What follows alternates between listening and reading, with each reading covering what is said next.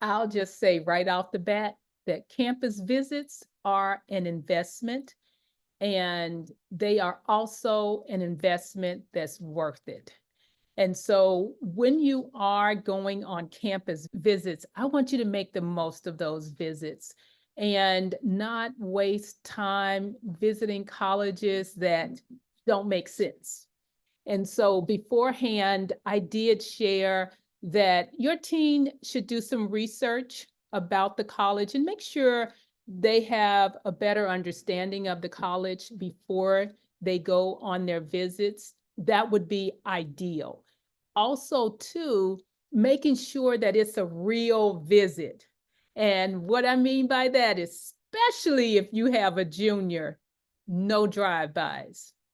And I'm going to say it, not just driving by, or let's say they go to the campus and they're sleeping in the room with a friend of theirs or some cousin's brother, uncle, and they haven't even registered with the admissions office.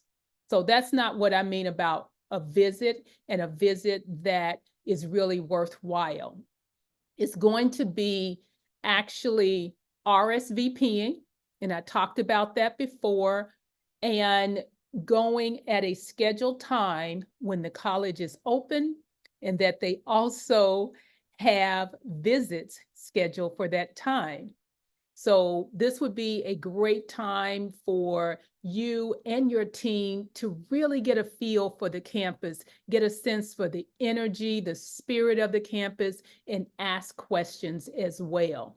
And so what I want to talk about really is, how do you make the most of that visit? And I have a couple of suggestions for making the most of the visit. First off, go prepared with questions so that you can actually take some notes as well.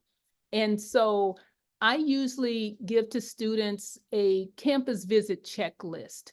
And that checklist is a way that they can keep track of what they're learning and what's important to them. So what's standing out.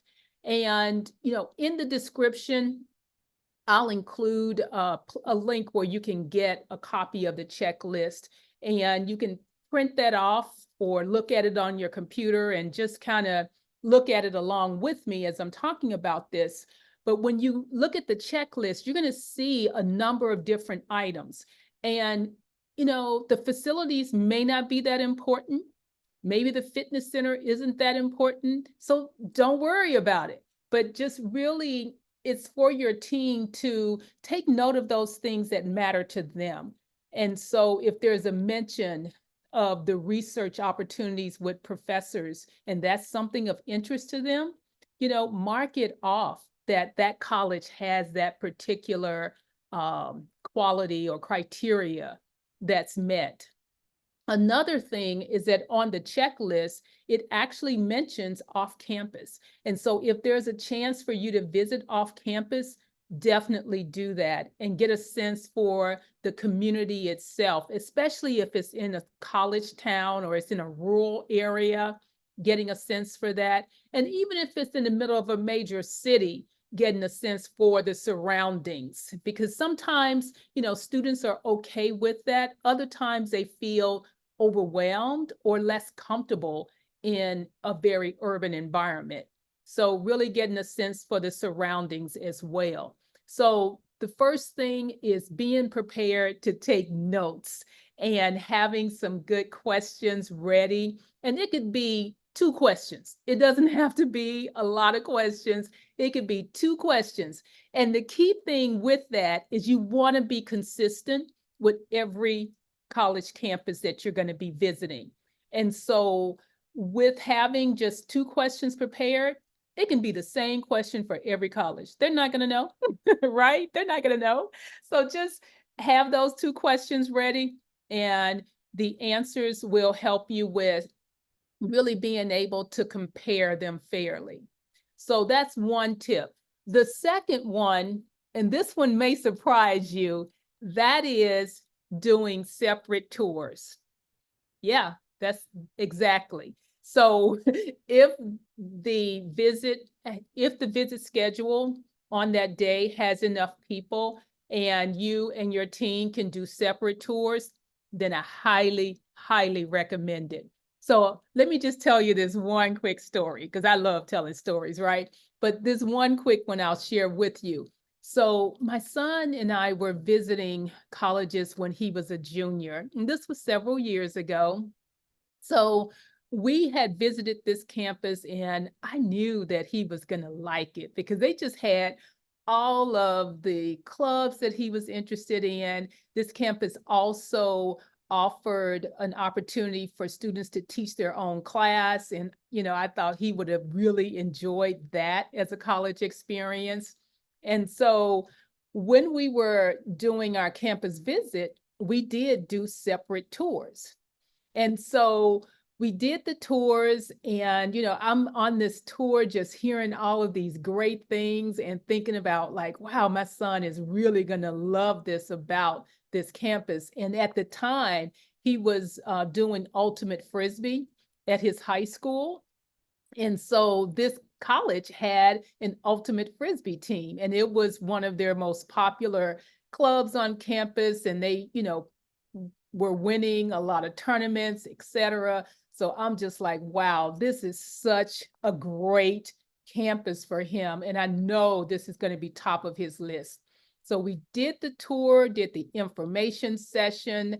The information session was done together, but for the tours, we went on separate tours. And I thought, the tour guide that I had was great. And so all went well for me. Okay, this is what I mean. I'm getting a little too invested in this. So anyway, at the end of the afternoon, when we were driving back to our hotel, we were comparing notes. That was just part of our conversation during that week of tours. And so I let him share his reactions to it first. And all I can say, the short of it, is that he did not like that campus at all. And the thing about it is, he had a totally different tour guide. And this just goes to show you how much the tour guides can really influence the quality and the perception of that tour. First off, his tour guide was interested in, a major that he had no interest in. His tour guide was involved in activities that he had no interest in at all. And so it was a pretty bland tour for him, and he just could not see himself on that campus. Meanwhile, for me, when I'm touring, I must have had the perfect tour guide because this tour guide was amazing. And they were part of ultimate frisbee. They had a major that would have been of interest to my son. I think they were doing something in international relations as well, and everything about it was just great. But because of the tour guide that he had, he was not interested in that college at all. And the short of it is that I really couldn't convince him otherwise. Even though I had so many great things to say about the campus, because of that visit, he just was really lukewarm about the campus and ended up not applying to that college. So in terms of the tip, as far as making the most of the visit, I highly recommend doing separate tours. And that can really help you to see the campus. And it also gives your team an opportunity to ask questions that they may feel uncomfortable asking with you around. And so doing separate tours is a real game changer. You like that one, right? That's a great tip. And so those are the main two tips I would say in terms of making the most of the visit. Also, too, one last one that I'll add is I shouldn't start it with not, but I would say visiting only up to 2 colleges a day. Now, when I'm doing my campus visits on my own with my, educational consultant hat on, I may visit about 3 colleges a day. But you know something? That is draining. it is very draining. It can be draining sometimes to do 2 visits a day.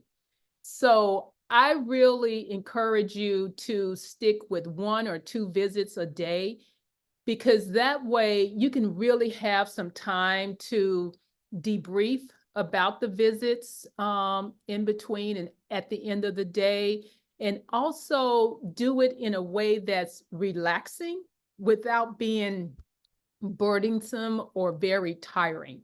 Because when you're doing these visits, you may be in, traveling during spring break week. And so that would give you about 8 to 10 colleges to visit. And that's really quite a few colleges to visit in a week. And I don't want your team coming back home feeling burned out, feeling like they didn't even have a spring break, feeling like they really couldn't distinguish the colleges enough.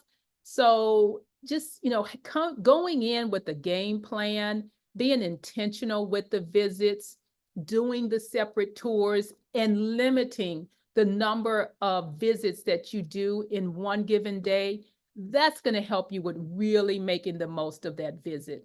So look in the description notes and check out a goodie for you, a tool that you can use. And I'll look forward to talking with you next time. Take care.